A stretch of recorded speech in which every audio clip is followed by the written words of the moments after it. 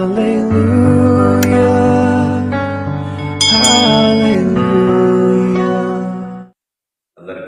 వందనములండి. దేవాది దేవుని మహాకృపను బట్టి, దేవుడిచ్చిన గొప్ప అవకాశం బట్టి ఎక్కువజామునే దేవుని వాక్యము ధ్యానించడానికి దేవుడిచ్చిన ఈ గొప్ప అవకాశం బట్టి ఆయనకే ఘనత, మహిమ, ప్రభావము చెల్లిస్తూ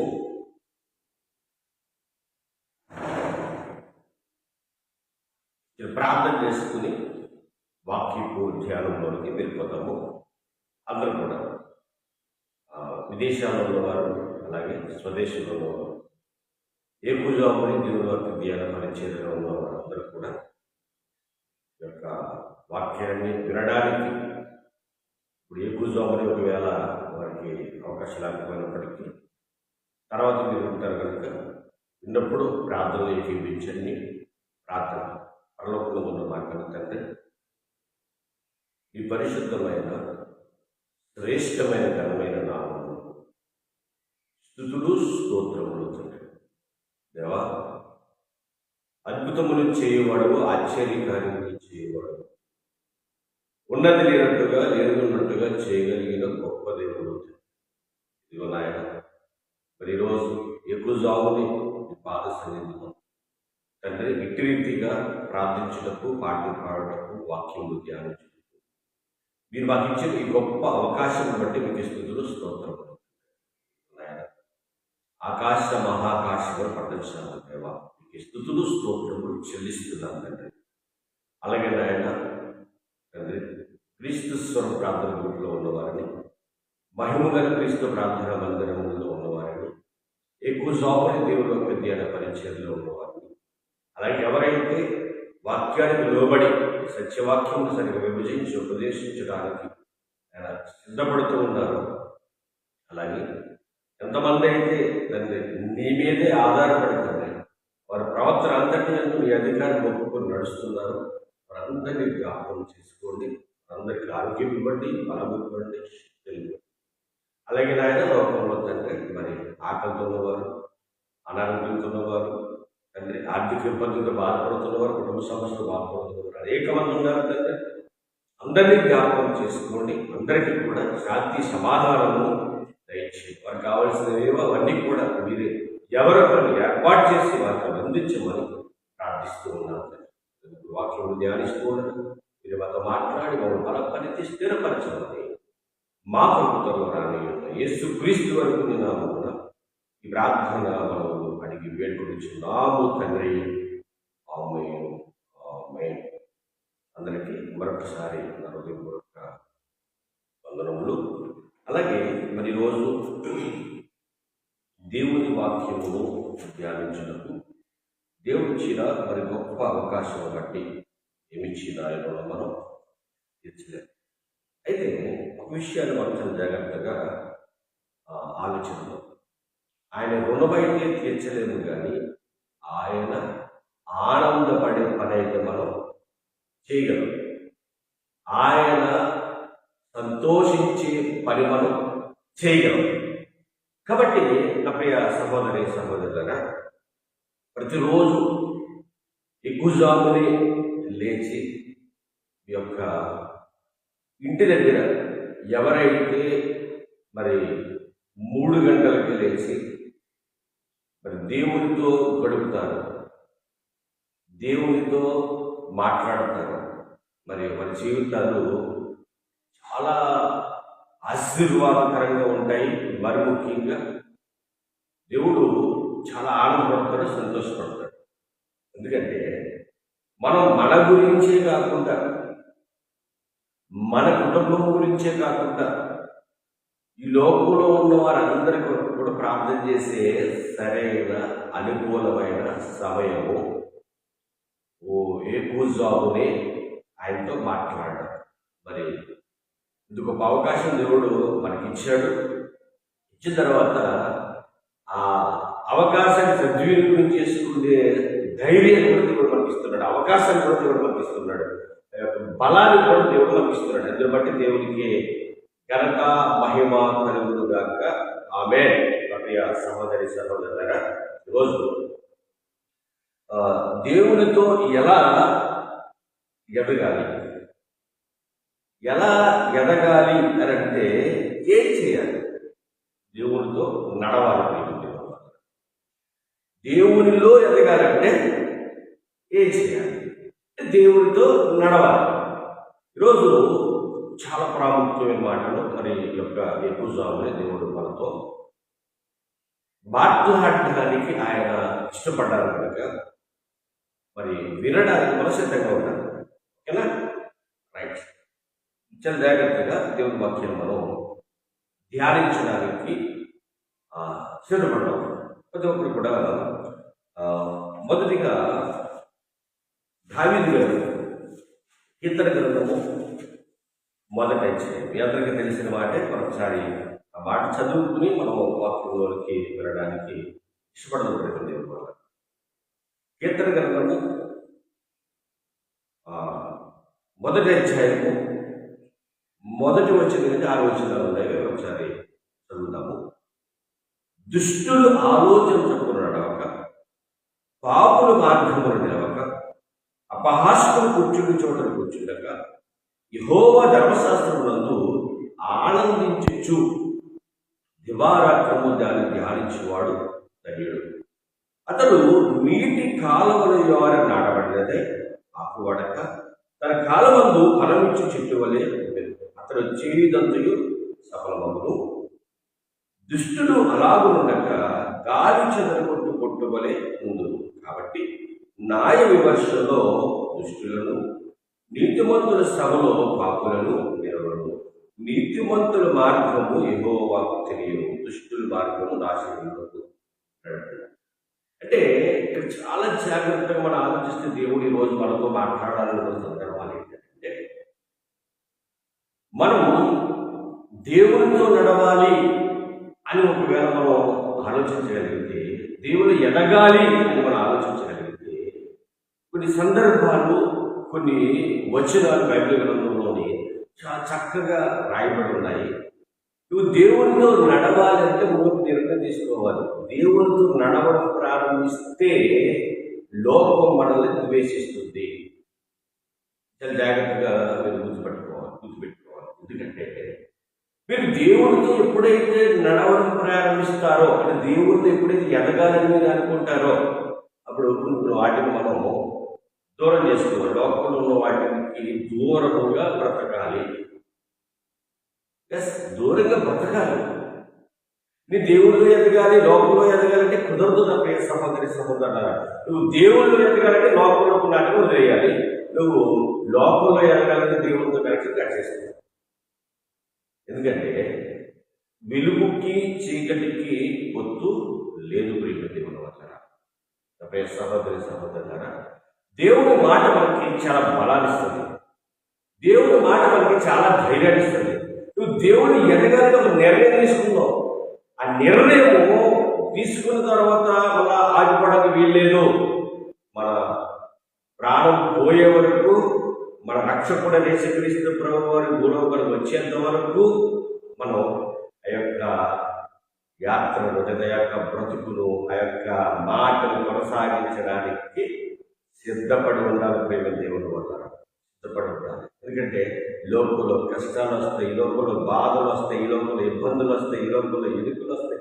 ఏమొచ్చినా పర్లేదు, నేను నా దేవుణ్ణి విడిచిపెట్టే ప్రసక్తే లేదు అని ఎప్పుడైతే మీరు నిలబడగలుగుతారో నా ప్రియ సహోదరి సహోదరులు, అప్పుడు మీరు దేవునిలో ఎదుగుతారు. మొట్టమొదటిగా మీరు ఆలోచించవలసిన విషయం ఏంటంటే, దేవునిలో ఎదగడం ప్రారంభించడం దేవునితో నడవడం. దేవునితో ఎప్పుడైతే మనం నడుస్తామో, దేవునితో ఎప్పుడైతే మనం ఎదుగుదల అనేది మనకు వస్తుందో, అప్పుడు ఆటోమేటిక్గా లోకంతో కనెక్షన్ ఫిట్ అవుతుంది. కొన్ని ఆటి వదిలేస్తాం, కొన్ని ఆటికి దూరం అయిపోతాం. అప్పుడే మనం ఎదుగుతున్నట్టు లెక్క, అప్పుడే మనం దేవునితో నడుస్తున్నట్టు లెక్క. ఈ లోకంలో నువ్వు లేదా నేను దేవుళ్ళు ఎదగాలంటే యేసుక్రీస్తు ప్రభువు మాట్లాడుతున్న మాటలు ఒకసారి మనం పరిశీలన చేద్దాం. ఇక్కడ ఉన్న మాట ఏంటి? కీర్తన గ్రంథం 1వ అధ్యాయంలో దుష్టులు ఆలోచన చొప్పున నడవక. నువ్వు దేవుళ్ళు ఎదగాలంటే దేవుని ఎరగాలంటే ప్రియ సహోదరి సహోదరుడు ఏం చేయాలి? దుష్టుల ఆలోచన చొప్పున నడవక, పాపుల మార్గమున నిలవక, అపహాస్యులు కూర్చుండు చోటున కూర్చుండక, యెహోవా ధర్మశాస్త్రమందు ఆనందించుచు దివారాత్రము ధ్యానించువాడు ధన్యుడు. దేవుని నామానికి మహిమ కలుగును గాక. అంటే ఎప్పుడైతే మనం దేవుడిని ఎదగాలనుకుంటున్నామో, ఎప్పుడైతే దేవుడితో నడవాలనుకుంటున్నామో, అప్పుడు మనం చేయవలసిన పని ఏంటంటే అపహాస్యులు కూర్చుని చోటు కూర్చోకూడదట, దుష్టులు ఆలోచించినప్పుడు నడవకూడదట, పాపుల మార్గములు నిలవకూడదట. ఏం చేయాలి ప్రభువా అంటే, యెహోవా ధర్మశాస్త్రమందు ఆనందించుచు దివారాత్రము దాన్ని ధ్యానించేవాడు ధన్యుడు. ఈ మాట మనకి అర్థమైతే లోకంతో కనెక్షన్ కట్ చేసుకుంటాం. అలాగని లోకంలో ఉన్నవారిని ప్రేమించొద్దని బైబిల్ చెప్పట్లే. లోకములో ఉన్నవారు మన సహోదరి సహోదరులు. ఎందుకంటే ఈ భూ ప్రపంచం మీద ఉన్న వారందరూ సుమారుగా 800 కోట్ల దగ్గర 1000 కోట్ల మందిని అంచనాలు వేస్తూ ఉన్నారు. వారందరూ మన సహోదరి సహోదరులే. వారందరూ ఎవరట? మన సహోదరి సహోదరులే. కాబట్టి అందరినీ ప్రేమించాలి. వారిని ప్రేమించొద్దని చెప్పట్లే. లోకంలో మరికొన్ని ఉన్నాయి, నేత్రాస, శరీరాస, జీవనము. వాటిని మీరు ప్రేమించకండి. వాటి కాదు, మన స్వరూపము మనలా ఉంది మన సహోదరులు మీరు ప్రేమించండి, ద్వేషించద్దు, ప్రేమించండి. అలాగని వారిలో కొంతమంది పాపపు ఆలోచనలో, పాపపు మార్గాల్లో తిరుగుతూ ఉంటారు. వారు పాపానికి అంటుకట్టబడి ఉంటారు. పాపం వారిని ఏలుచుంటుంది. ఎప్పుడైతే యేసుక్రీస్తు ప్రభువు రక్తంలో కడగబడ్డావో, ఎప్పుడైతే నువ్వు ఆయన రక్తంలో కడగబడి పరిశుద్ధులుగా మారావో, అప్పటి నుంచి కూడా వారిని ప్రేమించు, వారికి ప్రార్థన చేయి. కానీ వారు చేసే పనుల్లోనికి నువ్వు వెళ్ళొద్దు. వారు చేసే పనులు పాలిభాగులు పంచుకోవద్దు. దొంగతనాలు జరుగుతాయి, మోసాలు చేస్తారు, వ్యభిచారాలు చేస్తారు, ఇంకా చాలా ఉంటాయి కదండి. అవి నువ్వు చేయకు. వాళ్ళు ప్రేమించు, వాళ్ళకు ప్రార్థన చేయి. కానీ వాళ్ళు కూర్చుని చోట కూర్చుండి నువ్వు జోకులేకు, దుర్భాషలు మాట్లాడకు. వాళ్ళు వెళ్ళే చోటకు వెళ్ళకు. వాళ్ళు ప్రేరేపిస్తారు నిన్ను రమ్మని. ఇది అక్కడ పోతాం, దుప్పుడు సొమ్ము తీసుకుని దొంగతనం చేద్దామంటారు. వారిని నిన్ను ప్రేరేపింపగలు వెళ్ళొద్దంటే సామెతల గ్రంథంలో. ఎప్పుడైతే ఇవన్నీ మనం కట్ చేసామో, ఇప్పుడు అవి చేసేవారు అందరూ ఏం చేస్తారంటే నిన్ను పక్కన పెడతారు, ద్వేషించడం ప్రారంభిస్తారు. అయినా పర్లేదు, ఎవరు ద్వేషించినదని పర్లేదు, దీన్ని మటుకు ద్వేషించను. ఎవరిని ప్రేమించకపోయినా పర్లేదు, దీన్ని మటుకు వాళ్ళు ప్రేమిస్తూనే ఉంటాను. ఎందుకంటే నేను దేవుడిలో ఎదగాలన్న ఒక తృష్ణ నాలో ఉంది, కోరిక నాలో ఉంది. నిజప్రేమ వల్ల లోకంలో ఉన్న వాటిని నువ్వు ప్రేమించవద్దు. అంటే శరీరాస, నేత్రాస, జీవనము ప్రేమించుకో. మనుష్యులు మటుకు ప్రేమించు. మనుష్యుల మీద నువ్వు ప్రేమను చూపించు. ఎందుకంటే మన దేవుడు, మనం నమ్ముకున్న ఆయన యేసుక్రీస్తు ప్రభువు వారు, ఆయన అందరి మీద ఎండనే కాయిస్తున్నాడు, వర్షాన్ని కురిపిస్తున్నాడు. అంటే మన కన్న తండ్రి అందరిని ప్రేమించినప్పుడు మరి నువ్వు ప్రేమించకపోతే దేవుడు ఒప్పుకుంటాడా? ఒప్పుకోడు. ప్రేమ దేవుడు వల్ల ప్రేమించాలి. ఆ ప్రేమ యేసుక్రీస్తు ప్రభువు వారు ప్రేమించినట్టుగా ఉండాలి అని వాక్యం చాలా చక్కగా చెబుతుంది నా ప్రియ సహోదరి సహోదరులు. చూద్దాం, యోహాను సువార్త 14వ అధ్యాయం. ప్రతి ఒక్కరు కూడా మీ చేతిలో ఉన్న బైబిల్ని తెరిచి జాగ్రత్తగా చూడగలిగితే యోహాను సువార్త కొత్త నిబంధనలో యోహాను సువార్త 14వ అధ్యాయము 15వ వచనాన్ని ఒకసారి చదవడానికి ప్రయత్నించేద్దాం. యోహాను సువార్త 14వ అధ్యాయము 15వ వచనం ఎవరు రాయబడింది ఇక్కడ అంటే, మీరు నన్ను ప్రేమించిన ఎడల. చూడండి, చాలా అద్భుతమైన మాట. ప్రేమించే మాట అయితే చదువుకున్నాం కదా, మాట చదువుకుంటే సరిపోతుంది అనే భావం మనకు ఉండకూడదు. మాట చదవాలి, వినాలి, ఆ వినబడిన మాట ప్రకారంగా బ్రతకాలి. ఎప్పుడు కూడా బైబిల్ అనుసరించేవారు కావచ్చు, ఇంకా రక్షణ రాకుండా ఆదివారం మందిరం వస్తున్నవారు కావచ్చు, ఒక నిర్ణయం అయితే తీసుకోండి.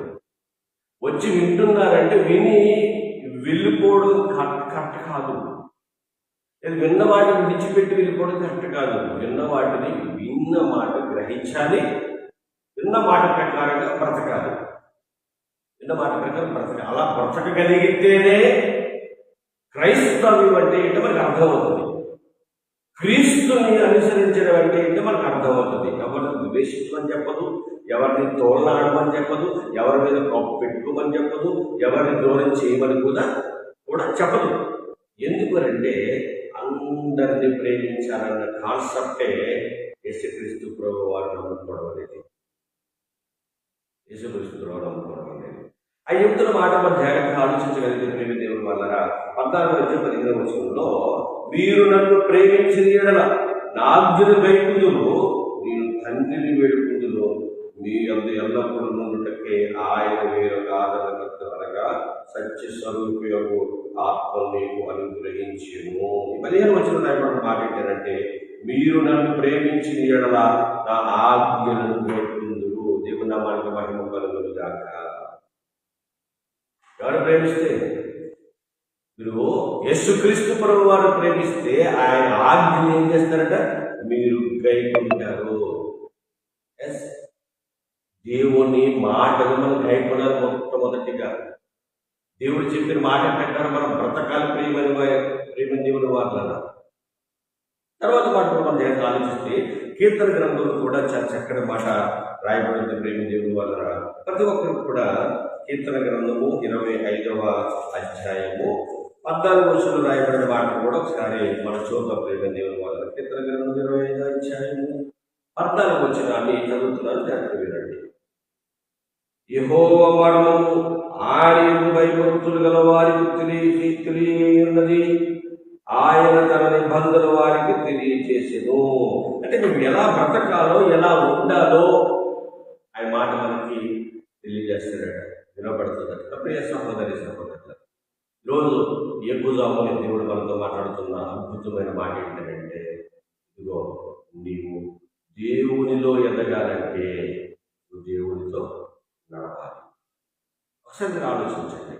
నడిచేవారిగా ఉన్నారా? నడిచే ఆ స్థితిలో మీరు ఉన్నారా? ఎప్పుడైతే మీరు దేవుని ప్రేమిస్తారో అప్పుడు ఆయన ఆజ్ఞలు గైకుంటారు.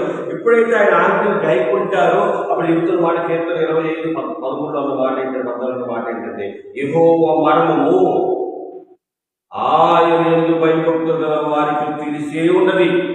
తర్వాత మాట ఆయన తన నిబంధనలు వారికి తెలియచేయను. ప్రియ సహోదరి సహోదరులు, దేవుడు ఎదగాలనుకున్నప్పుడు మీరు ఆయన ప్రేమించాలి, ఆయన చెప్పిన మాట వినాలి. విన్నప్పుడు ఆయన మర్మములన్నీ మనకి దేవుడితో నడవాలి అనేసుకోవడం సులువు, కానీ నడవడం కష్టం. నడవడం కష్టం. ప్రేమింది నడవాలి అంటే మన దేవునికి మనం మాట ఇవ్వాలి. బైబిల్ గ్రంథంలో ఒక ఆయన ఉన్నాడు, జాగ్రత్తగా ఆయన గురించి కూడా ఒకసారి ఆలోచిద్దాము. ఆదికాండము 5వ అధ్యాయం. ఈ మాట మీ అందరికీ తెలిసిన మాట, ఇక్కడ మనం ఒకసారి చదువుతాము. ఆదికాండము 5వ అధ్యాయము 24 ఏమని రాయబడిందో జాగ్రత్తగా మనం పరిశీలన చేయగలిగితే మీరు దేవుని వల్లరా. ఆదికాండము 5వ అధ్యాయము 24 హానోకు దేవునితో నడిచెను, తర్వాత దేవుడు అతన్ని తీసుకుని పోయిన గనుక అతడు లేకపోయెను. 23 హానోకు దినములన్నీ 360 ఏళ్ళు. అయితే హానోకు దేవునితో నడిచెను, తర్వాత దేవుడు అతన్ని తీసుకుని పోయెను. దేవుని నామానికి మహిమ కలుగును గాక. హానోకు దేవునితో నడిచాడట. అంటే ఆయన ఆ మరణాన్ని రుచి చూడకుండా వెళ్ళిపోయాడు. దేవునితో నడవడం వల్ల ఎన్నో లాభాలు. దేవునితో నడవడం వల్ల దేవునితో మనం ఎదుగుతాం. ప్రియ సహోదరి సహోదరులు, మరి ఈరోజు దేవుడు మనతో మాట్లాడే మాట మరి మనం విని వదిలేసే వారికి కాకుండా దేవునితో నడవాలి, దేవుడిని ఎదగాలి అని ఒక భావిస్తే దేవునితో నేను ఉండాలి అన్న ఒక ఆలోచనలో బతికితే, మొట్టమొదటి దేవుని వద్ద మాట్లాడిన మాట, దుష్టుల ఆలోచన నడవక, పాపుల మార్గం నిలవక, అపహాస్యుల కూర్చుండక, యెహోవా ధర్మశాస్త్రమందు దివారాత్రం ధ్యానిస్తూ ఉన్నవాడు ధన్యుడు. అట్టి కృప దేవుడు మీ అందరి జీవితాల్లో నిండుగా దయచేయునుగాక.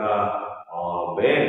ప్రార్థన. పరలోకమందున్న మాట్లాడుతుంటే, ఇదిగో నాయన, మరి కొద్ది నిమిషాలు చక్కటి మాట ఈరోజు ఈ పూజ ఉదయకాల సమయంలోనే మీరు ఇచ్చిన వాగ్దానం